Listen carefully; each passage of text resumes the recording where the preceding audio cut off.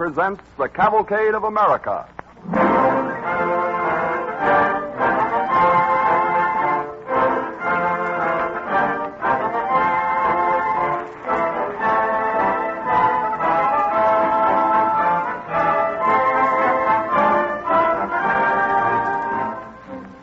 Are people interested in chemistry, in the miracles of chemical research? Apparently they are. 10,000 people have written to DuPont, sponsors of the Cavalcade of America, for a free booklet and chart offered on this program 2 weeks ago. This booklet is called The Kinship of DuPont Products. It traces the amazing relationship between chemical discoveries, and the chart is a sort of family tree of chemical science. Perhaps you missed hearing this offer or forgot to send in your request. A limited number of the booklets are still available. If you want one, just write to DuPont, Wilmington, Delaware, and ask for your free copy of the chemical booklet and chart. Remember the address, DuPont, D-U-P-O-N-T, Wilmington, Delaware.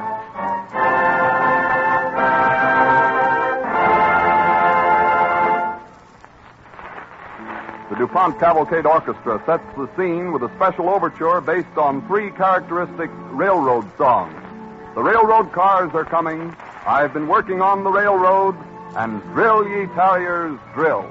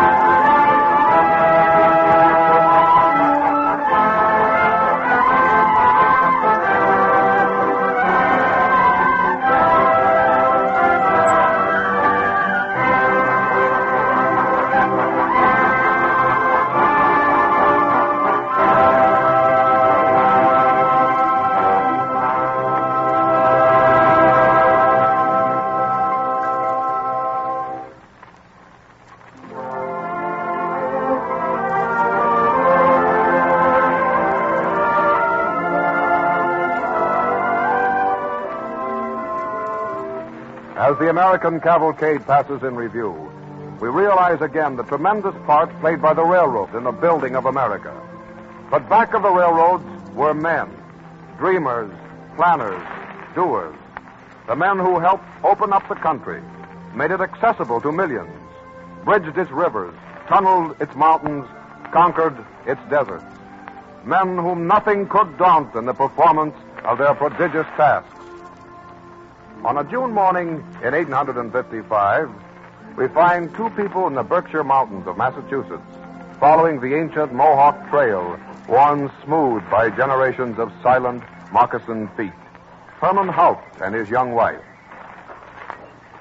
Oh, Herman, dear, I'm almost exhausted. Oh, couldn't we rest for a few minutes? Oh, not now, Liebchen. Why, we're almost at the summit. Come along. Oh, my feet are so sore. Why did I ever insist on coming on this terrible journey? Now, be brave. You'll be rewarded very soon. When you see that view, all your soreness will be forgotten. Oh, wait, stop, Liebchen. What is it now? I think this is the place. Close your eyes. Tight. They are closed tight. Now, give me your hand. But don't open your eyes until I tell you. Promise. I might as well. Good. Now, this way. A few steps more. Wait till I push this little tree out of the way. Now, open. Herman. Uh-huh. Oh, I've never seen anything so lovely in all my life. Oh, those blue hills away over there. They are on the far side of the Hudson River, Liebchen. That is Albany through there. Oh, it's wonderful. And yet this beautiful Hoosick Mountain where we are standing is like a great iron gate shut against the further growth of Boston. Well, how do you mean, Herman? See, where the blue becomes very faint and cold. Mm-hmm. Beyond there is the Mohawk Valley, the great natural highway to the west. Down it rolls all the produce of the farms, the trade and commerce of Ohio, Indiana, Iowa. Oh. But what happens when this great flood of goods reaches the Hudson? I tell you, instead of coming straight on east, a good part of it is deflected by this mountain and goes down the river to New York. Can't anything be done about it? That is why we are here. Something can be done, and your husband hopes to be the man to do it. I am going to build a railroad tunnel as straight as a die, 3-4 miles long, right beneath where we are standing. Through all this terrible rock? Under this mountain? Yes, my dear. It will be the most difficult piece of engineering ever attempted, for no one has ever driven a long tunnel through hard rock before. But I think I can do it.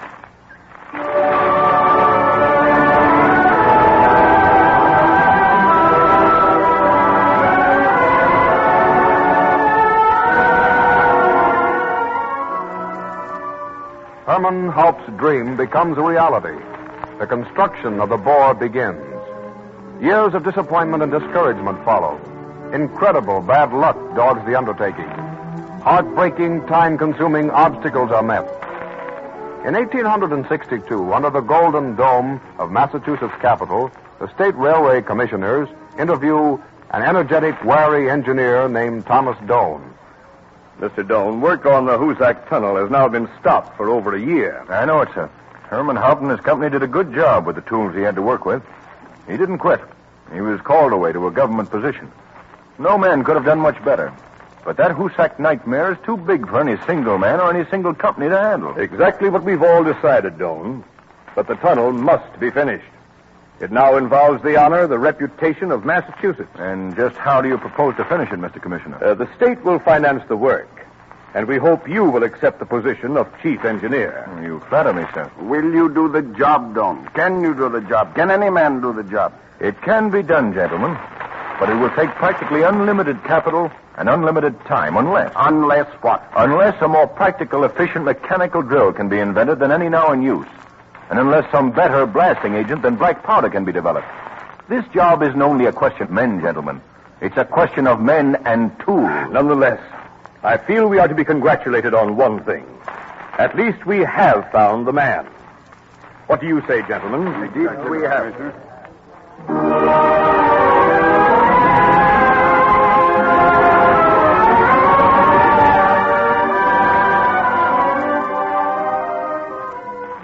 It is the summer of 1865, 3 years later. A vertical shaft has been 1,200 feet down to the heart of the mountain, and now work is proceeding simultaneously from 4 points.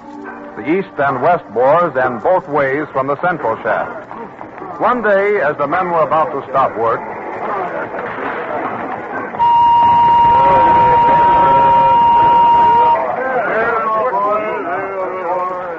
these blame drills ain't worth shucks, Ezra.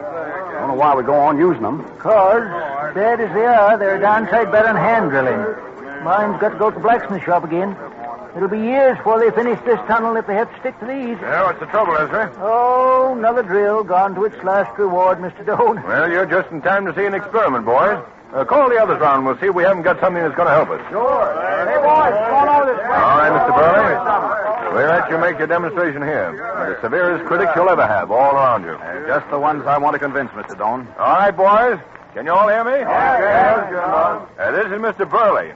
He says he's perfected a compressed air drill that is more efficient and more economical than the ones we've been using. Well, it couldn't be worse. Well, that's what we're going to find out. All right, Mr. Burley. There's a big piece of rock there. Suppose you start on that. All right, Mr. Doane. Is the air pressure on? All ready back there? All right, sir. All right, here. Yes, it's on. All right. Here goes. Where? Look at that. Hey, look at that. Goes right on through that.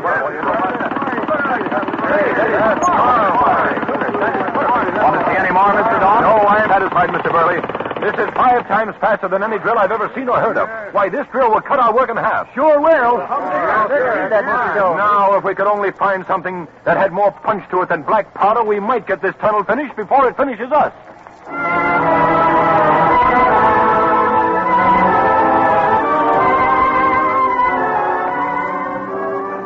the Deerfield River is dammed. New steam plants erected to compress the air for drills that have been perfected to combat the granite of the Hoosick Tunnel. The gangs fall to with new heart, but still the work progresses with discouraging slowness, and the rock faces are moved back only 2, 3, 3.5 feet a day. And then, some months later, Doane, the commissioners, engineers, gather at the tunnel's mouth to observe another engineering triumph.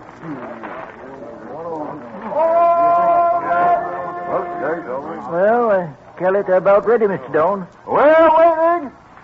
All right, steady all now. We ought to hear it any second. And if it does all I hope for it, well, it'll be the grandest anthem I'll ever hear. Oh, she's coming. How do you know, Ezra? Oh, get mighty sensitive working in a tunnel. Kind of psychic, you know. Listen.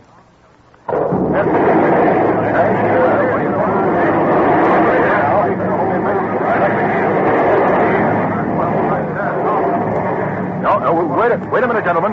Don't go in there yet. The fumes are bad. Mr. Doane! Mr. Doane! Yes? How is it? Does it work? Work! We reckon it does work. Why, that one shot has done more in 1 second than the whole drilling gang could do in a week.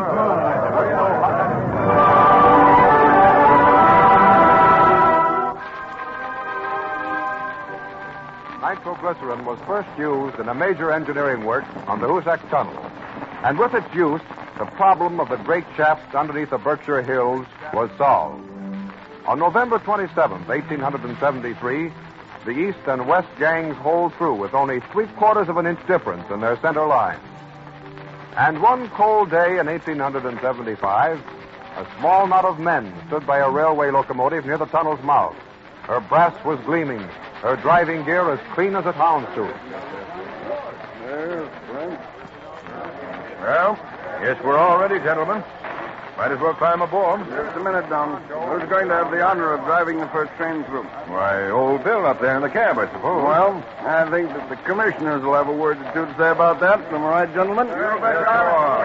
Tom Jones, this job took 19 years in the doing. It's done. And if there's one man who deserves the credit, it's yourself. Absolutely. Hey, Bill, What is it, sir? Get over there with your fireman. Mr. Doan is going to take the drop. Why, Mr. Commissioner. Yes, sir. Go on, Tom, and get up there. All right. All aboard, the rest of you.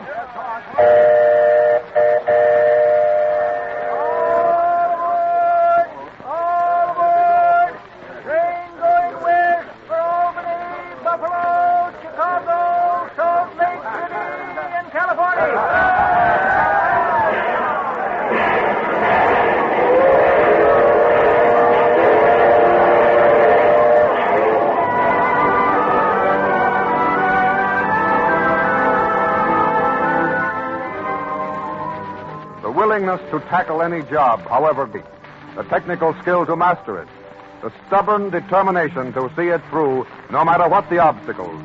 These qualities built the tunnel under the Berkshires.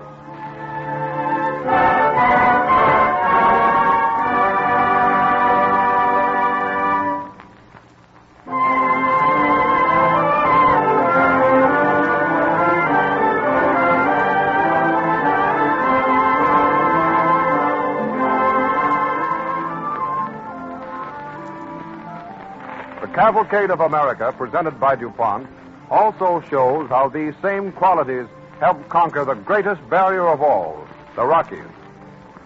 In the year 1862, President Abraham Lincoln approved a bond issue to finance the building of the first transcontinental railroad and urged land grants to serve as an incentive to its speedier completion. Two companies are formed to undertake the gigantic task.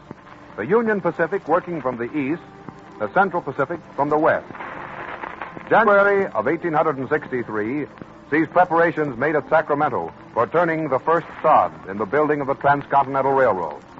On the outskirts of the town, a crowd is gathering as Leland Stanford and Collis P. Huntington step forward to turn the first shovelful of earth in the great undertaking. Well, this crowd's feeling mighty gay, Huntington. Yes, I expect there'll be a grand bust in town tonight. Well, I'm sorry we didn't arrange for fireworks and a band. These folks are counting on a jubilation. If you want to jubilate on turning the first sod here, Stant, you can go ahead and do it. I don't. Those mountains look too ugly. And there are going to be too many months of hard labor between the first sod and the last spike. Good morning, Kelly. Good morning, son. Spade ready? Here it is, sir. All fancied up with ribbons. Well, give it to me. Well, Stanford, here goes. We start the great adventure. Make it a good one, mister. Got a long way to go, friend. All together! All right, Kelly. There it is. Now get your men to work. But, Mr. Huntington, sir, don't we knock off and hold a jamboree? We do not. We start to build the Central Pacific Railroad.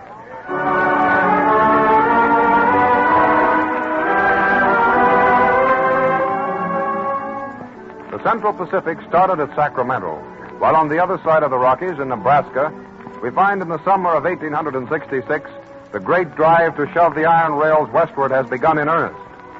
In 12 months, General Dodge laid 587 miles of track on the Union Pacific. Spring of 1867, and an army of 10,000 is spread in a long, thin line across the plains, digging, hauling, spiking, sweating. All right there. Steady, so. Come on, you bully boys. Get them rails off. Take it on the run now. Come on. All right, men. Dyko's ahead. Rail layers next. Gauges, spikers, follow. Go to it now. Lay them and spike them. Come on, men. All right. Now get your backs into it, my buckaroos. Lay to like you meant it. Hey, you're off. The super's over by the coal shed. All right, you are, son. Hey, you devils. Keep moving till I get back now. Don't worry, Pat. We won't let you down. Morning, Robert. Hey, good morning, sir. How are things going? 2.3 miles straight this morning. Not enough. Any complaints? Not feeding your supplies all right? Oh, fair enough. Them hardwood ties is raising old Nick with a pickaxe point, so. All right, put 2 more men in the blacksmith. Yes, sir. We've got to keep moving, O'Rourke. The CP outfit are halfway through the Sierras. Once they hit the foothills on this side, it's going to be a race to see who'll get the biggest land grab. We'll lick the stuffing out of them first. Well, see that we do, O'Rourke. But you'll have to lay 6 miles a day to do it.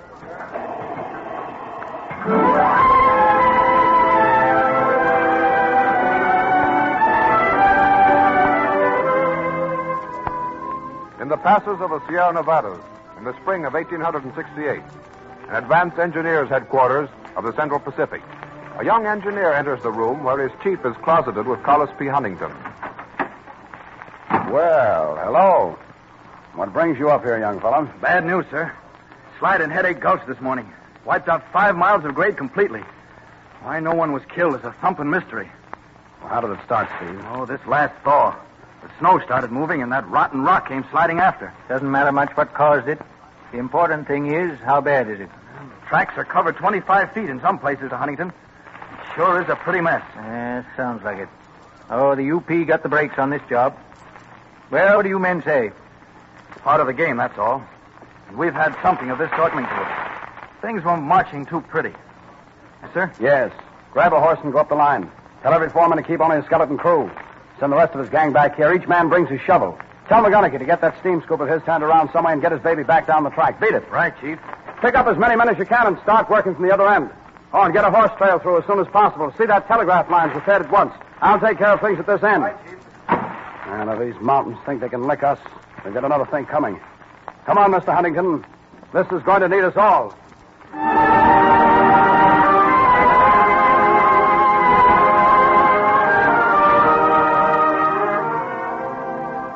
Each day sees the narrow threads of iron move closer as the rival gangs cross the state of Utah. The entire country becomes interested in the race between the Central Pacific and the Union Pacific. North, south, east, and west. It is the topic of the day. In a San Francisco club. Oh, Mr. Stanford. What's the latest news? 6 3/4 miles yesterday. Better than the UP had done to date. Holy smoke, man. How do you do it? Don't have to do a thing, my friend. The men have got the bit in their teeth now and are just beginning to make things hum.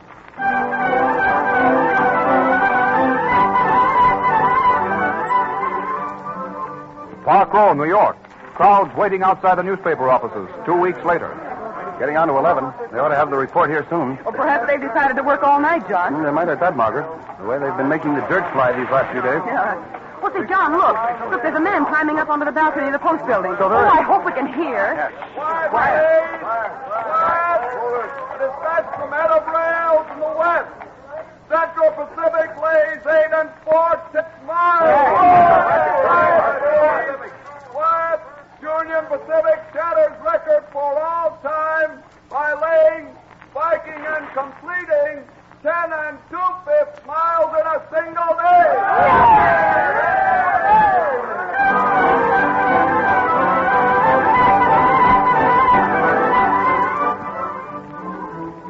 And in Washington, D.C.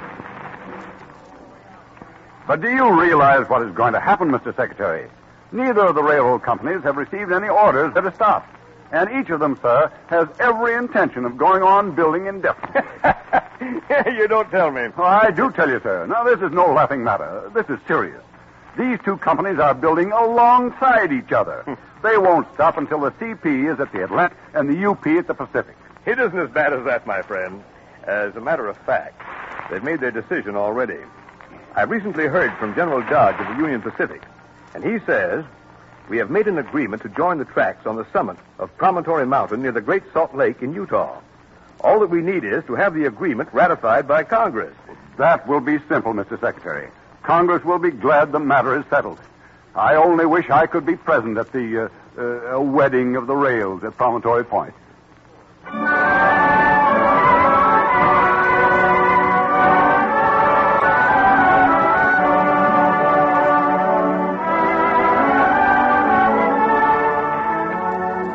Promontory Point, May 8, 1869. Hundreds crowd around two gleaming, wood-burning locomotives, facing each other across a few yards of open ground, where the last rails are to be laid and the gold and silver spikes driven. Indians in bright blankets, distinguished guests in frock coats and top hats, frontiersmen, miners, engineers, foremen, laborers. Make way, please. Make way.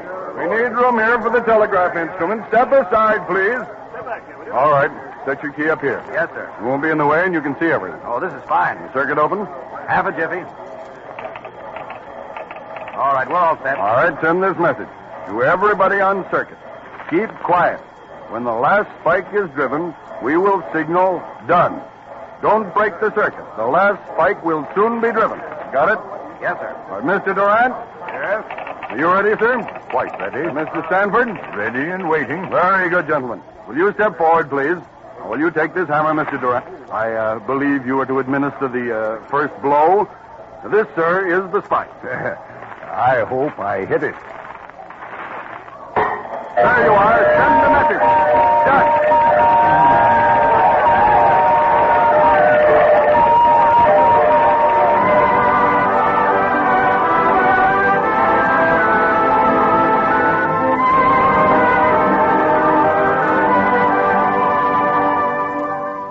The entire nation, from one end to the other, in cities and towns and villages, hailed the wedding of the rails.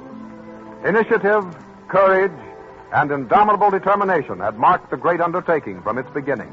And when the two old-fashioned locomotives touched cowcatchers to prove that East and West were one, the people of America paid joyous tribute to both the accomplishment and the men who had seen it through.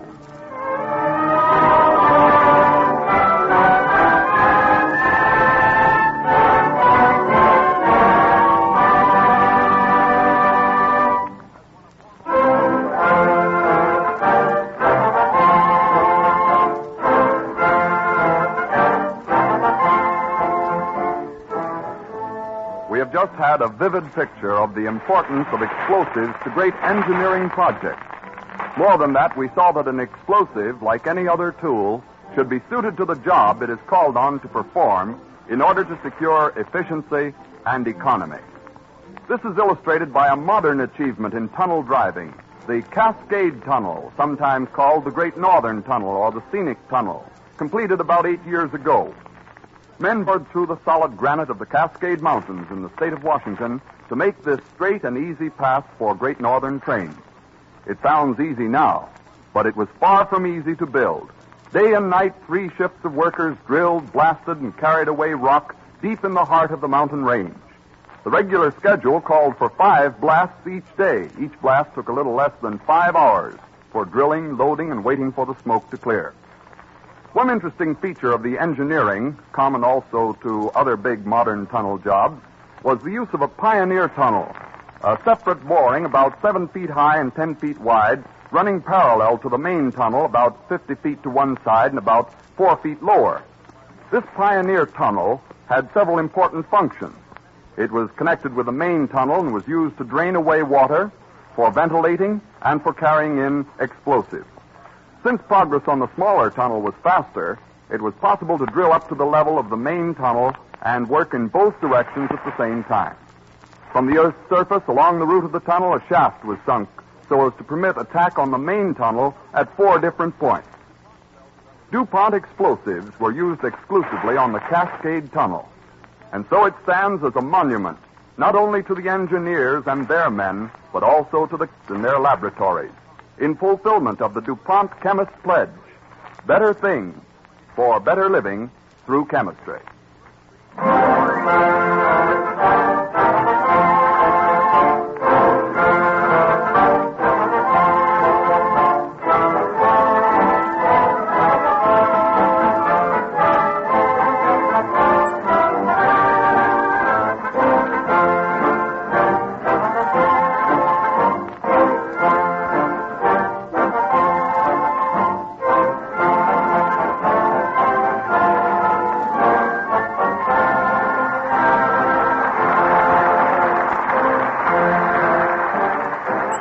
Safety First. Stories which trace the interesting development of firefighting will be broadcast next week at this time when DuPont again presents the Cavalcade of America.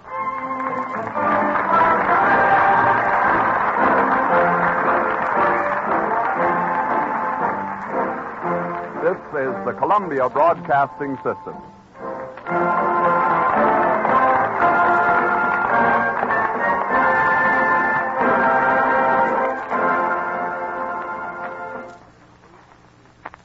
WABC, New York.